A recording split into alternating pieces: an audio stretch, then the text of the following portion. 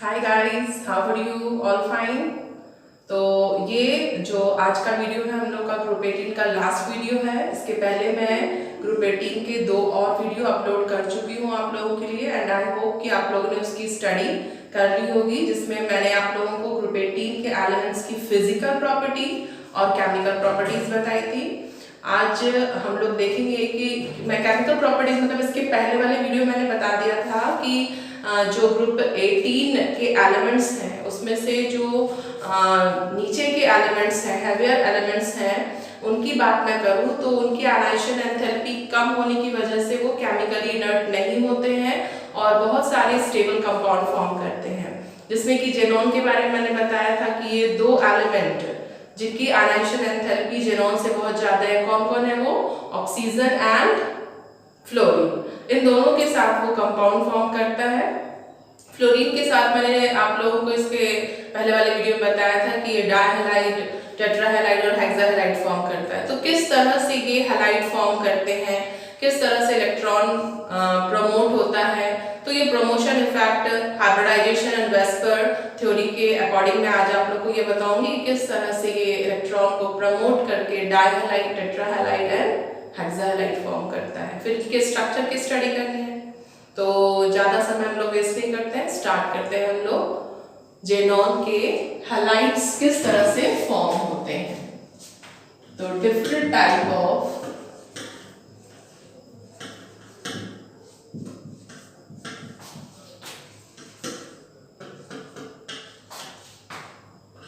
Halide, different type of xenon halide हम लोग करते हैं जेनॉन हैलाइड। हीलियम, हीलियम का हो जाएगा 1s2। हीलियम के बाद क्या आता है? नियॉन। इसका लास्ट का ही मैं बता रही हूँ, यहाँ पे पूरा इलेक्ट्रॉनिक कन्फिग्रेशन नहीं शो करेंगे क्योंकि लास्ट के जो वैलेंस शेल होते हैं सिर्फ वही बॉन्डिंग में पार्टिसिपेट करते हैं। And argon, krypton, xenon. Radon तो रेडियो एक्टिव है तो उसको हम नहीं दिखाएंगे।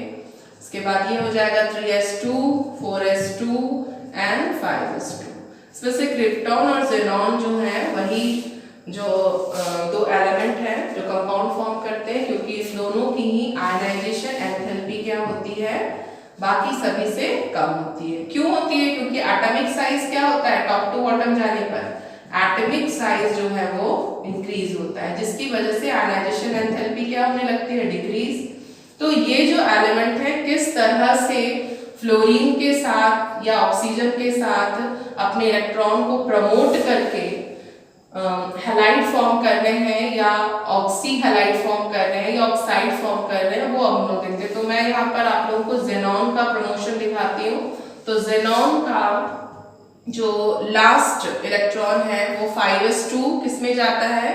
5p6 में। ओके, यहाँ पे सभी में p में भी जाएगा, इसको छोड़कर 2s2 2p6, 3s2 3p6 and it is 4p6।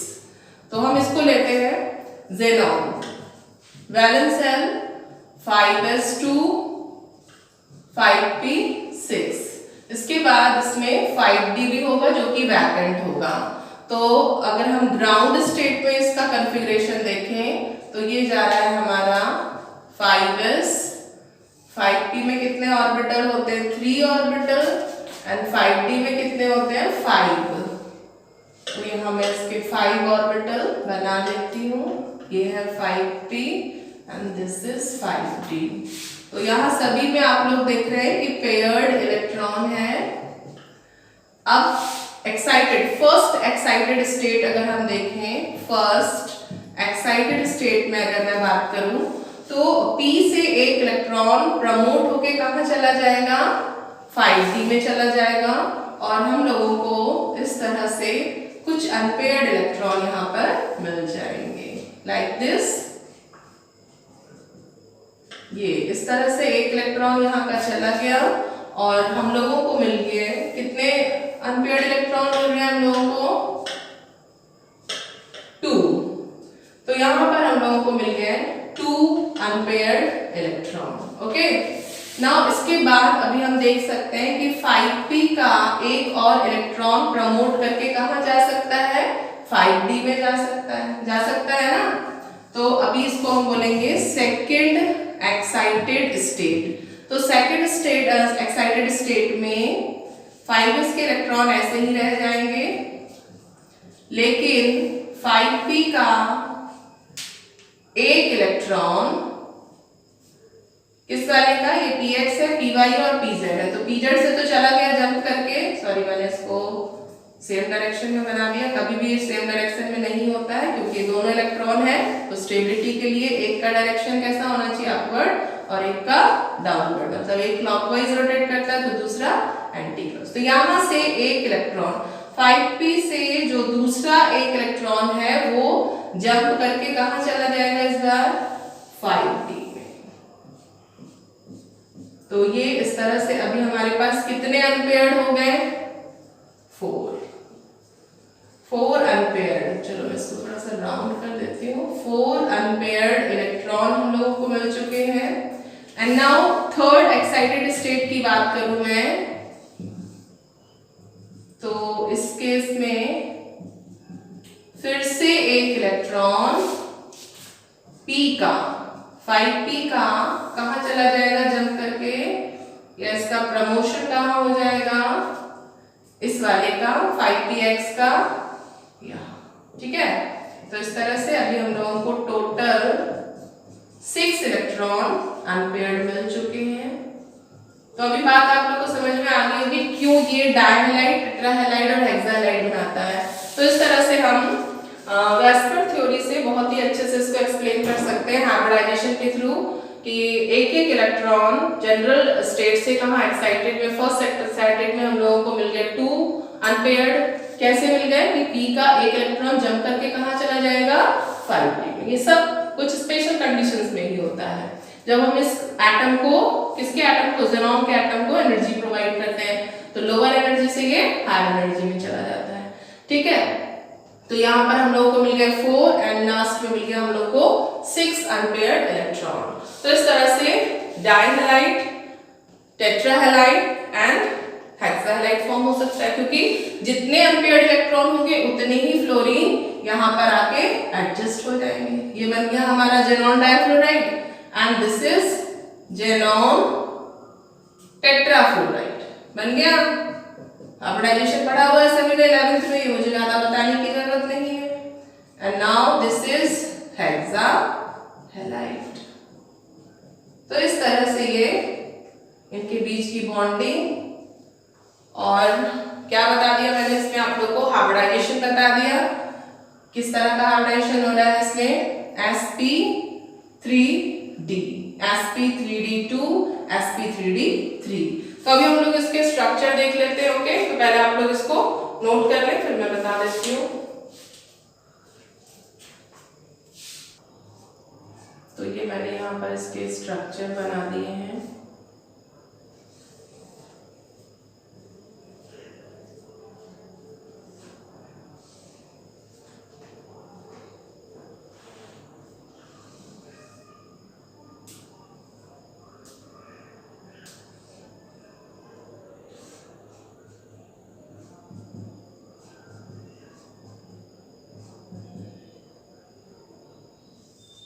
ये हो गया ज़ेनॉन हेक्साफ्लोराइड।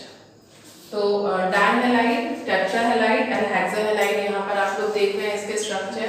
इसका स्ट्रक्चर साफ समझ में आ रहा होगा आप लोग को कि लीनियर है और इसमें 3 लोन पेयर है। इसका अगर हम लोगों को हाइब्रिडाइजेशन बताना है तो बहुत इजीली, कितने सिग्मा बॉन्ड है इसमें, सिग्मा बॉन्ड 2, और लोन पेयर कितना है, तो लोन पेयर है 3। इनको ऐड कर दीजिए तो 3 एंड 2 कितना हो गया, 5। तो 5 है तो 1 s का हो जाएगा, p के कितने 3, तो 3 और 1 4 हो गया, एंड d। तो हाइब्रिडाइजेशन इसमें क्या आ जाएगा, यहाँ से मैं लिख देती हूँ, इसका हाइब्रिडाइजेशन आया है sp3d, ओके। एंड स्ट्रक्चर कैसा हो गया इसका, लीनियर, ओके। वैसे ही चलिए हम लोग यहाँ पर इसको कैलकुलेट कर लेते हैं। ज़ेनॉन टेट्राफ्लोराइड को कॉर्नर पे है फ्लोराइड और 2 क्या है, लोन पेयर है। तो सिग्मा बॉन्ड कितने हो गए, 4। तो total sigma sigma bond 4 and lone pair हो गया हम लोगों के पास 2, टोटल हो गया 6। तो हाइब्रिडाइजेशन निकाल लेते हैं। हाइब्रिडाइजेशन हो जाएगा sp3d2, 3 और 1 4 5 6। ओके, अच्छा इसका स्ट्रक्चर क्या है? तो स्ट्रक्चर है इसका स्क्वायर प्लेनर।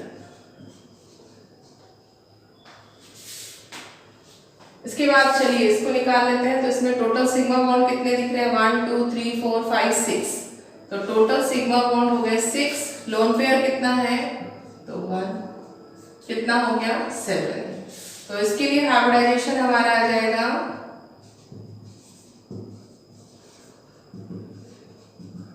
sp3d3। ओके, इसको हम लोग डिस्टॉर्टेड ऑक्टाहेड्रल भी बोल सकते हैं। तो इसका स्ट्रक्चर जो आएगा डिस्टॉर्टेड ऑक्टाहेड्रल। ऐसे तो ये होता है पेंटागोनल बाइपिरामिडल, लेकिन इसका जनरली आता है डिस्टॉर्टेड ऑक्टाहेड्रल।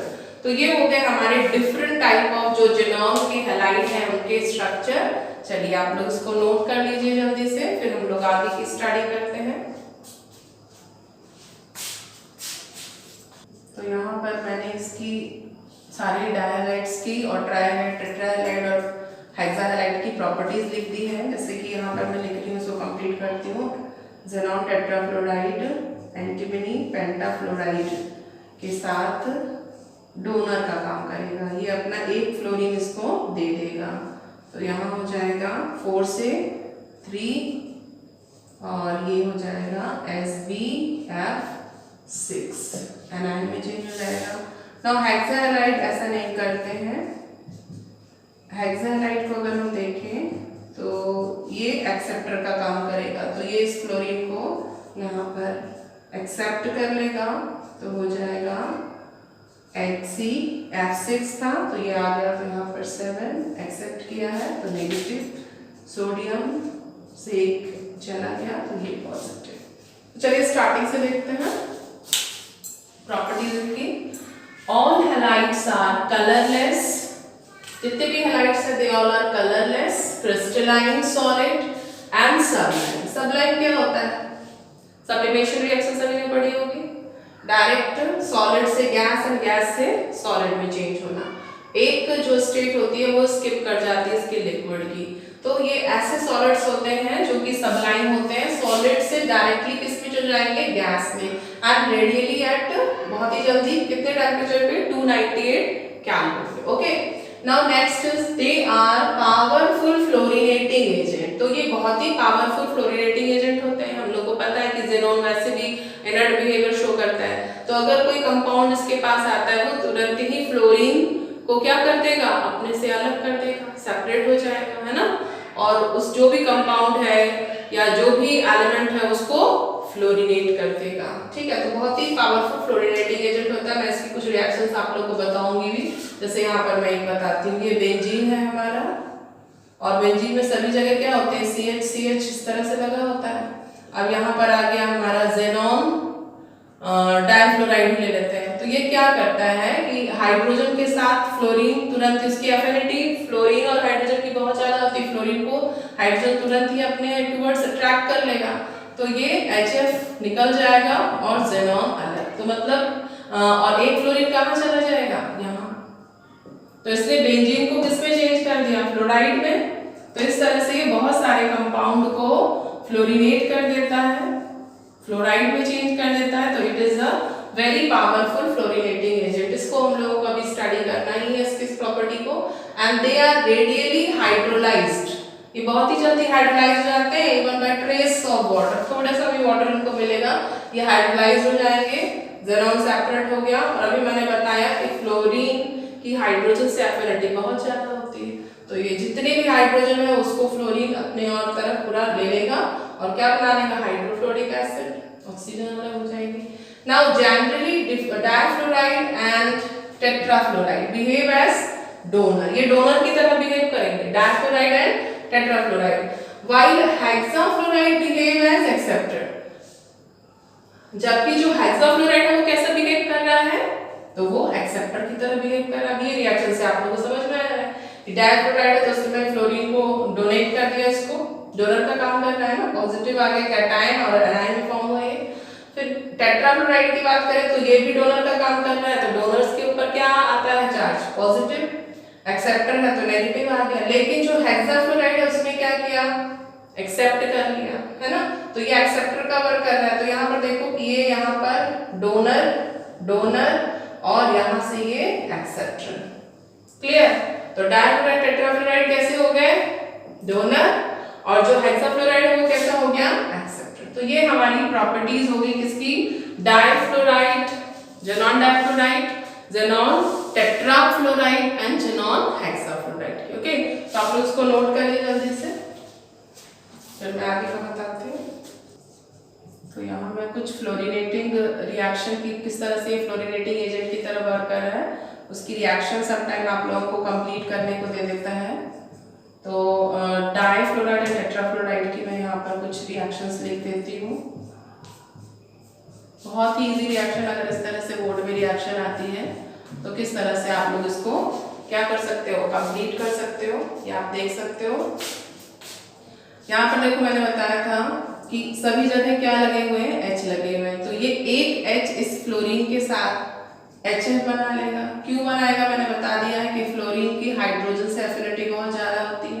इसके बाद अब जहां से H निकला है तो उसको बैलेंस करने के लिए क्या होगा, वहां पर कौन आ जाएगा, दूसरा वाला फ्लोरीन, ये हो गया फ्लोरोबेंजीन फॉर्म हो गया। अब यहाँ पर बच गया हमारे पास ज़ेनॉन। तो एक चीज को हमने हटाया और वहां दूसरी चीज लगाई, तो एक फ्लोरीन कौन हाइड्रोजन लेके अलग हो गया, हाइड्रोफ्लोरिक एसिड बना दिया, दूसरा फ्लोरीन इसकी जगह पर आ गया और बन गया फ्लोरोबेंजीन। ये हो गया फ्लोरिनेटिंग रिएक्शन है। नाउ नेक्स्ट अगर हम देखें, बहुत इजी है, ये है हमारा नाइट्रोजन मोनोऑक्साइड। ये दोनों ही फ्लोरीन के साथ किस तरह से NOF फॉर्म कर लेगा, तो ये हमारा यहाँ पे बन जाएगा ट्वाइस NOF। ये वाला ओल्ड बॉन्ड ब्रेक हो जाएगा, ये NO के साथ फ्लोरीन ऐड हो गया हमारा और ज़ेनॉन बाहर निकल गया। यहाँ पर भी यहाँ एक्चुअली में NO2 होना चाहिए, नाइट्रोजन डाइऑक्साइड। तो नाइट्रोजन डाइऑक्साइड के साथ भी अगर हम लोग इसकी रिएक्शन देखें तो बिल्कुल आप लोग बहुत आसानी से कर सकते हैं। क्या करेंगे आप, NO2 के साथ सिर्फ फ्लोरीन को ऐड कर देना है, तो ये हो जाएगा ट्वाइस NO2F और ज़ेनॉन सेपरेट हो गया। तो बहुत ही अच्छा फ्लोरिनेटिंग एजेंट है क्योंकि ये तुरंत ही अपने से फ्लोरीन को सेपरेट कर देता है। ओके, यहाँ पर भी आप लोग बहुत ही अच्छे से आप कंप्लीट कर सकते हैं। क्या हो जाएगा, ये PTF4 ज़ेनॉन बाहर निकल गया। यहाँ पर NO है तो NO क्या करेगा, फ्लोरीन को अपने साथ खींच लेगा, ज़ेनॉन सेपरेट। NO2 है तो NO2 के साथ भी हम लोग कर ही चुके हैं, तो क्या हो जाएगा यहाँ पे 4NOF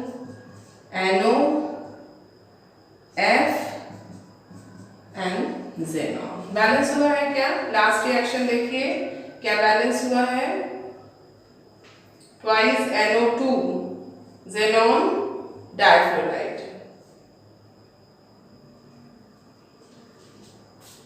यहाँ पर फ्लोरीन कितने आ रहे हैं 4, तो ऑक्सीजन भी हाँ ठीक है बैलेंस हो गया।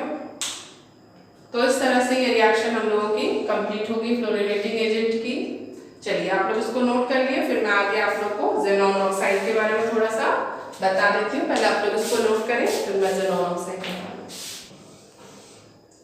तो यहाँ मैंने ज़ेनॉन ऑक्साइड के स्ट्रक्चर बना दिए हैं, बहुत इंपॉर्टेंट स्ट्रक्चर है, बोर्ड में अक्सर पूछ लिए जाते हैं। Xenon trioxide, xenon oxy tetrafluoride and xenon oxy difluoride का। ओके, अभी इसका अगर आप लोग को हाइब्रिडाइजेशन निकालना है, स्ट्रक्चर लिखना है, तो कैसे आप निकाल सकते हो, नंबर ऑफ बॉन्ड जो भी सिग्मा बॉन्ड है एंड प्लस लोन पेयर। तो यहाँ पर आप लोग सभी जगह देख रहे हैं कि डबल बॉन्ड है तो एक सिग्मा और एक क्या होता है pi, sigma pi and sigma pi, और ये है हमारा लोन पेयर। चलो इसको ऐड करते हैं हम लोग। तो सिग्मा टोटल कितने हो गए हमारे पास 3 और लोन पेयर कितना हो गया हम लोगों का 1, तो कितना आ गया ये 3 + 1 4। तो हाइब्रिडाइजेशन क्या हो जाएगा 1s एंड p का 3, तो 4 हो गया। तो हाइब्रिडाइजेशन हो गया हम लोग का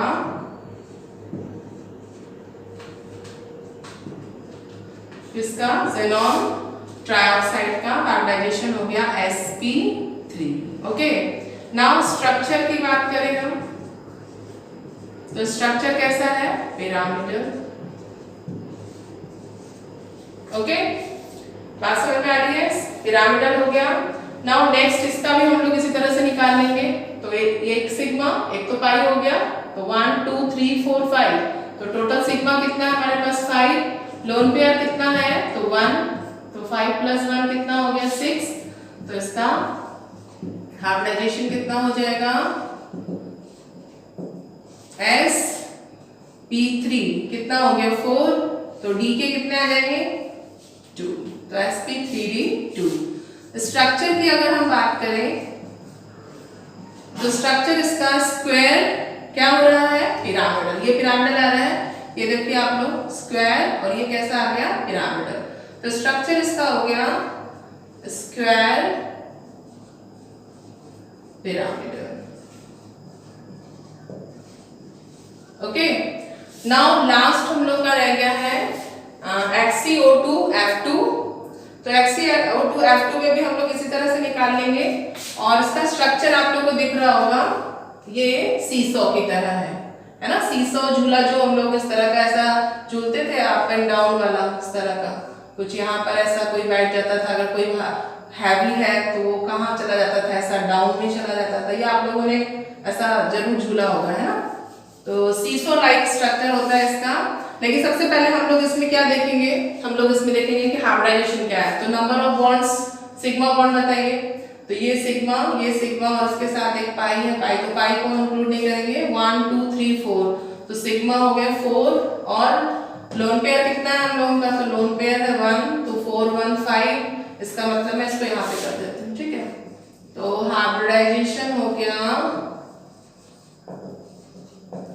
sp3d, हो गया 5, 3 और 1 4 और 1 5, sp3d हो गया।